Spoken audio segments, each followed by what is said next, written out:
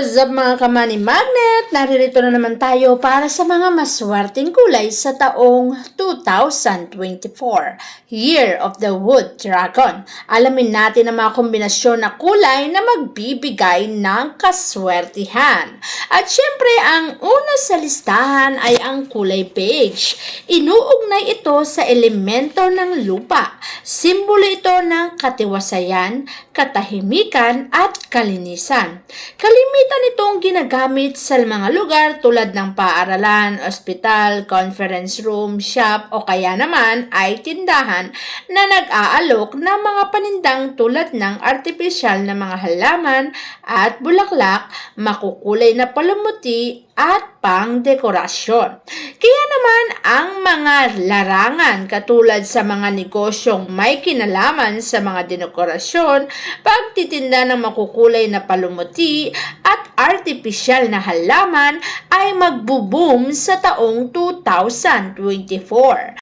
Sapagkat ang makukulay na paninda o item ng negosyo ay magtatagumpay at hindi magkakaroon ng kalungkutan sa 2024. Pumunta naman tayo sa blue-green na kulay. Alam mo bang ang blue-green na kulay ay iniignay sa elemento ng tubig o water element. Simbolo ito ng balanseng kaisipan at kalmadong damdamin o kalooban. Pinaniniwalaan na ang kulay na ito ay may mga bias o may kapangyarihan sa pagpapagaling, kaya nitong pawiin o bawasan ang mga simpleng sakit tulad ng pananakit ng ulo, katawan at iba pa. Kaya naman sa taong 2024, ang mga karamdaman ay mga mumunti lamang o konti lamang, hindi ka magkakaroon ng matinding karamdaman sapagkat swerte nga ang kulay na to. Kung ikaw naman ay nabibilang sa water element, kabilang ka sa siswertihin sa taong 2024. Dahil dito, maswerteng kulay ito para sa mga negosyong may kaugnayan sa pagpapagamot tulad ng butika, mga shop para sa mga herbal plants at iba pang may kaugnayan dito. Hindi rin mawawala ang maswerteng kulay pink. Iniugnay naman ito sa elemento ng apoy o fire element. Simbolo ito ng pagmamahalan, pagkakasundo-sundo, kasiglahan ng kaisipan at katawan at nakapagbabatang pakiramdam o itsura o anyo. Kaya naman sa taong 2024, mas lalo kang babata at mas lalo kang mapapamahal sa mga taong malapit sa iyo. Ang mga kulay pink o ang kulay pink ay maswerte para sa mga negosyong may feminine touch katulad ng beauty parlor, shop, mga ladies accessories, bag, shoes, at iba pang gamit na inuugnay sa mga kababahian. Kaya naman kung ang negosyo mo ay napipilang sa may feminine touch, tiyak na magtatagumpay ang negosyo mo sa taong 2024. Ang kulay brown naman ay inuugnay sa elemento ng lupa. Ito ay sumisimbolo sa pagiging kontento, pagiging down to earth, pagiging makatao at kababaang loob. Ang kulay na ito tulad din ng itim ay kalimitang ginagamit na may kombinasyong ibang kulay bilang interior. Maswerteng kulay ito ng mga nakapaligid o mga taong nabibilang sa mga may negosyong tulad ng bag, sapatos, sinturon, tsinelas at iba pang produkto na yari sa balat. Kaya naman kung ikaw ay kabilang sa mga taong may ganitong uri ng negosyo o kung ikaw ay isang uri ng taong nabibilang sa ganitong trabaho, tiyak na ikaw ay magtatagumpay sa taong 2024. Ang mga kombinasyon na kulay nito ay magbibigay sa iyo ng walang hanggang swerte, blessing at kaperahan. Siyempre, hindi mawawala ang kulay purple. Inuugnay ito sa elemento ng apoy o fire element. Ito ay simbolo ng kamalayan sa mga bagay-bagay at paniniwalang may kaugnayan sa espiritual na aspeto.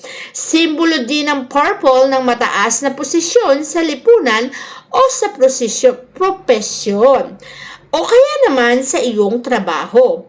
Magkakaroon ka ng mataas na posisyon, mapropromote o kaya naman ay makikilala. Maaari itong pampaswerte upang makamit ang hangad na promotion sa iyong trabaho. Kaya naman sa taong 2024, ito na ang pinaka-aantay at pinaka-aabangan mong tagumpay. Pagkakilala o pagkilala ng mga tao sa iyo, promosyon, kasikatan, sapagkat ang taon mo ay taong 2024 na magbibigay sa iyo ng maraming promotion at blessing. Siyempre, hindi mawawala sa listahan ang indigo. Iniugnay ito sa elemento ng apoy o fire element. Simbolo ito ng mataas na antas ng kaisipan. Ito ay inuugnay din sa mga bagay na pinaniniwalaang may kinalaman sa psychic power. Ang indigo ay kalamitang ginagamit kung ang trabaho ay may kaugnayan sa mga kulto, supernatural at mystical events tulad ng panghuhula. Kaya naman kung ikaw ay bilang sa mga taong gumagamit ng mga mystical, mga ritual, mga panghuhula na yan, aba, ito na ang pagkakataon o ito na ang taon para sa iyo.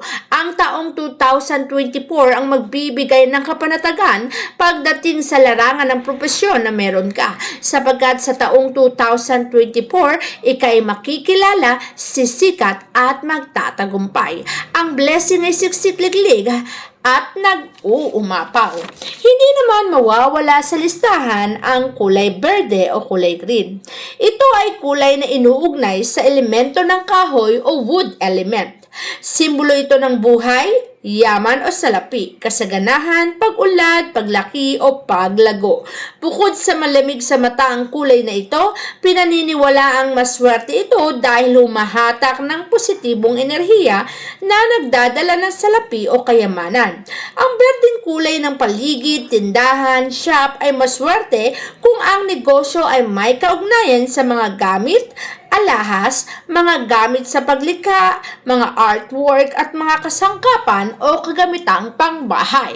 Kaya naman kung ang negosyo mo ay nabibilang sa mga binanggit ko, abay ang tagumpay ay nasa sayo na sa taong 2024. Kaya naman ikaw ay huwag nang magugulat kung 2024 ay swerte ay bubulusok sa iyong buhay.